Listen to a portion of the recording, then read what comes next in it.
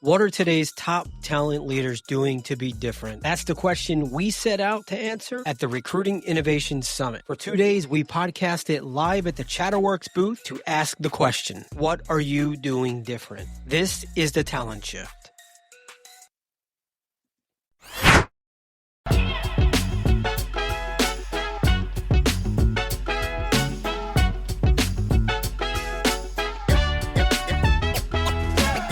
Melissa, how are you doing today? I'm so good. How are you? I am doing well. Ryan, how you doing? I'm fantastic. You I'm are. just excited. I know, it's crazy. Yeah. Well, it's our first work trip of the year. Yeah. The excitement over the next few months might wane, but right now It'll it's... wane after this event. We're good. We have like 8 trips coming up between now and June. You know But what? I was excited because somebody showed up. 100%. She was here. And we just came. podcasted with her before. And it was amazing. So Melissa, would you do us and the audience a favor and introduce yourself? Yeah, Melissa Thompson. I lead global talent acquisition at Ford Motor Company. And I'm excited because this is the year I'm actually doing the global piece of my job. Oh, my. Yeah, Do tell. so Canada has come over to me. Mexico is coming over. I hired a Europe TA leader. So my bags are also packed, and Yeah. I'm doing a Oh, lot boy. of international travel right now. yeah. So I think the question is for her then, how does that change given the climate now? Mhm. Like you could have had this job 3 years ago. Mhm. Mhm. All good. Right. Does it change now? Well, I've been to Mexico once already, Mhm. and one of the biggest questions was how do the tariffs impact us? And I'm like, I'm the TA person. Yeah, I have no Why are you clue. asking me? But you know what? The actual answer is we don't know. But as TA resources, you guys have to come up with an answer to this question because candidates are for sure going to ask you this question. Right. So I had them kind of debate with me. How do you answer it? And I said, look, it's Ford. We've been around 120 years. We're not going anywhere. Nope. Right. We're going to have to flex. We're going to have to think about how we work differently. We can't continue to send cars back and forth across the border all the Right. time. I said, but I still think we're going to be successful. So it ended up being a really good conversation. Don't bet against Ford. I wouldn't. No. No. You just, again, there's certain companies. I think I worked for Walmart for years, and when Amazon really started dominating, Mm-hmm. there was this kind of undercurrent about, getting Walmart's on decline. I'm like, don't bet against Walmart. I'm Yeah. sorry. No. I mean, I'm not just a homer about it, but just don't bet against them. Because they're going to figure it out. Yeah. Yeah. Yeah. Yeah. People did It's in say their that DNA. about, they said that about Toys R Us. They did not figure it out. They did not figure that out. No, that No. one. And there's that a was- couple retail Babies R Us. Babies I R mean, we Us. grew up yeah. with Babies R Us. Yeah, It's like, yeah. that didn't work. it definitely impacted certain. Walmart's a little different. Yeah. And they have evolved massively over the years. The biggest thing recently, or more recent than not, is they're using the drivers for DoorDash and Yeah. Uber and Lyft and all that stuff to do theirs. to deliver their products instead of Ah. building their own infrastructure, Yeah. their own trucks and planes Mhm. and all that stuff. Now, there's drivers driving. Mm-hmm. They're already driving. They're already committed to do that bit.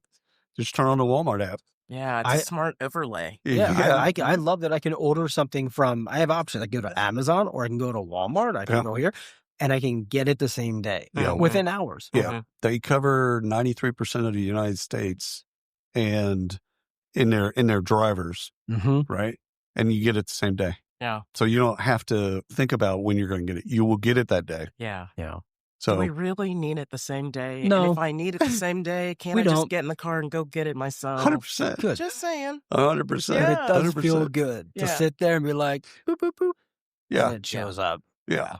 So tell us, okay, so a couple things that we need to ask you. Mhm. One, the best recruiters, Mhm. what are they doing to kind of differentiate themselves today?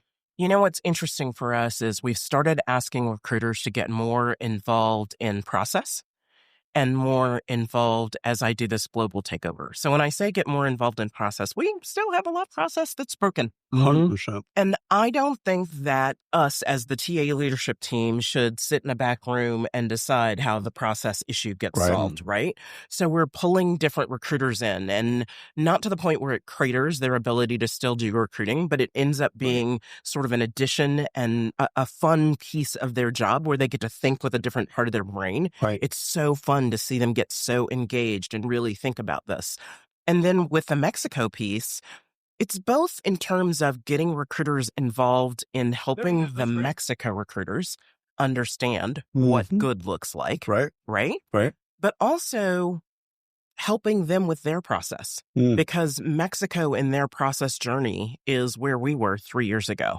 So how do they solve the problems with the ATS?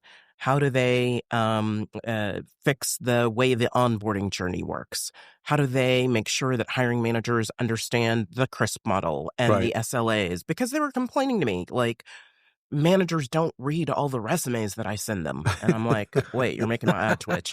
What do you mean all the resumes that you send them? You just send them 4, right? Yeah. And they're like, no, we usually send them 10. And if they ask for all of them, we just send them all of them. And I'm Ryan, like, you just cringed. I'm like, okay, just so we're clear, that's not recruiting.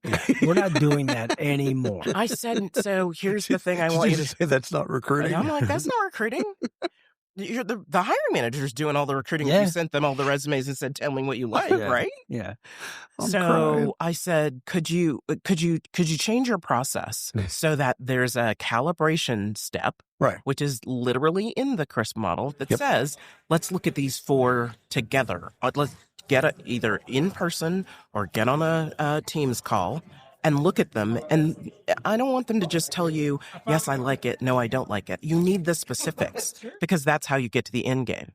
Right. They're like, well, we don't have a good way to collect the feedback. I'm like, yes, but if it's a live conversation, look at that. Now you've got the feedback. Well, last we spoke, when we podcast, I think you were going through, you wanted to kind of focus on, because we asked about tech. And I think you said, here's the deal. We got an ATS. I want to make sure everyone's getting the full utilization of that. And then we got a CRM, or we're getting a CRM. I want to make sure everyone's getting everything out of that. Where are you at in your tech journey? So we have the CRM live in the US. Okay. Can I say what it is? Yeah, sure. Okay. We're using Eightfold. Oh, yeah. And it's going very, very well. Okay. So that's wonderful to hear, by the way. The adoption piece, takes time. Yeah. And Eightfold has a really good calibration capability. This is like the hammer that's in the toolbox. If you don't take the hammer out, you're never going to get the nail in. That's right. So I find that my recruiters are doing air quotes calibration, but they're not hitting the button that says confirm calibration. And that's the thing that tells the system, look at these things to actually calibrate the rec. They're like, oh, we didn't realize. I'm like, I love you guys so much. So very, but I'm very twitching. Much. Right? Cringe. So what's happened in the rest of world is they're like, well, when do we get Eightfold? I'm like, yep, you can get Eightfold, but you have to stabilize your applicant tracking system first. Right? So it means the way you're using the system, the way your candidate selection process is set up, we've got to make sure those are aligned. Yep. And then, ta-da! Yeah. Oh, how do you even begin to break that down globally? That's a massive undertaking. This is the small bite elephant quote, right? Yeah, that's right. Because we actually look at the process step by step and say, okay, these are the 8 things that you have to be doing before we can put the connector for the Eightfold in place. And the way I make them really want it is I literally show them Eightfold. Yeah. And you can have it once you've done these things. All you got to do is you can get the car. All you got to do is this. Right. Too funny. So, again, we have to ask about AI, of course. And what are you seeing right now with your teams all over the world, and either their anxiety or excitement or whatever that might be? Because, again, it's not so much it's coming as it's here. It's here. And candidates, Jerry just told us a story, and he said candidates for the first time in quite a while are ahead of us. And so they're using AI and they're doing it, all these things. And of course you can cringe and you can, be wrapped around the axle in a negative way, or you could use it to your benefit. Game on. Get better. So we're using it in a number of ways at this point, right? So of course we have Eightfold AI, but we have an internal tool called Mach 1, which is just ChatGPT forwardized, right? Right. So how do you use Mach 1 to help you do your day-to-day?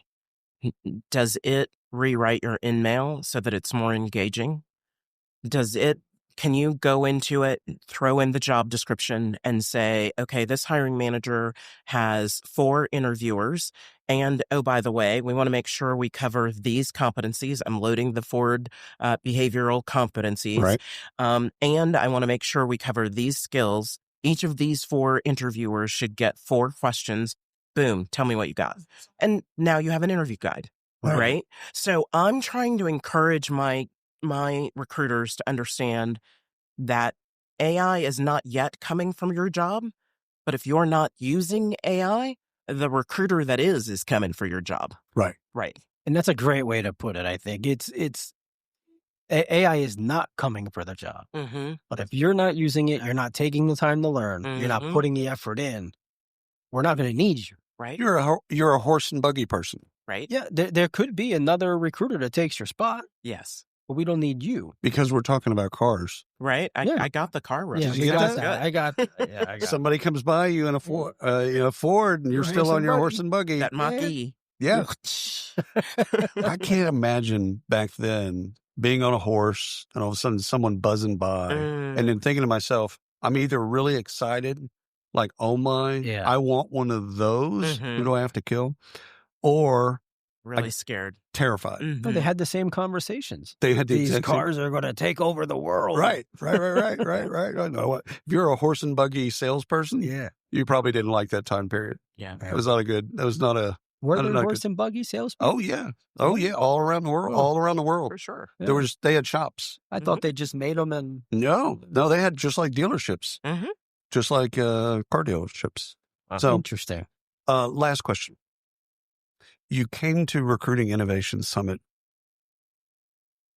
I would say for a reason, but I don't know what that is. What do you hope to learn? You know what's interesting? I've already learned a few things this morning. Sometimes what you learn is a reminder of what you already know. Yeah. Right? Yeah. So Glenn Cathy's session this morning, where he was just reminding us that we've been talking about AI for 15 years. Now the reality is here. How are you going to face the reality and how are you going to use it to help you move forward? And then Jeremy was reminding us that recruiting has distributed teams, right? Everyone's remote. Recruiters are burnt out. What are we as recruiting leaders doing to get them reconnected? Because right now in the U.S., I have 150 people on my team. There is nobody that's going to give me money to bring 150 people together, right? So what are the things that we're doing to recognize them, to get them psyched about their jobs? And this is why I've been getting them involved in, you help me with Canada, you help me with Europe, because it gives them a break from their, I'm reading, I opened a rec, 1,000 people applied, I'm reading all the resumes, right? It gives them something else to get them energized. So I came to get that energy from my peers around what's new. But I also am going to talk about my new metric, quality of Slate. So we introduced it in January. Well, you can't just drop that and not talk about it. Come on. Right? We were just talking quality of hire. We were. This past Sunday. Yeah. So I don't know if you know this, but I hate quality of hire. Yeah, I think you mentioned that before. We in TA have nothing to do with that. Nothing. Right? It gets into performance. So what I did was I connected with my people analytics team and I said, this is what I want to do. I want to come up with 3 metrics that I can look at that will be quality of Slate, that are things that I can impact. So the first one is time to source. How long does it take from the time a rec is open to the time the first candidate reaches the hiring manager? And right now we're doing that in less than 5 days. So awesome. That's fantastic. The second thing is conversion. How many candidates are being presented to the hiring manager versus how many are making it to interview? So what is that percentage? And it's interesting because as we're looking at it, it's possible that a low percentage could be good and a high percentage could be good. Right. So we're just kind of playing with it and trying to figure out what's going to work best. And then the third metric is a pure hiring manager SAT metric. It's already on our questionnaire, the hiring managers, that says I received a quality slate of candidates. Right. So we're merging those together. Everything gets to 100 and we come out with an overall metric. And it's really fascinating because we're just looking at it every month going, what does this tell us? What do we need to know? What do we need to look at differently? How are we going to reevaluate this? Okay, when are we going to double click on this so that we see it by recruiting manager, so we see it by business? So it's super interesting watching something nascent like this begin to grow. And I don't know where it's going, but I'm loving the conversation.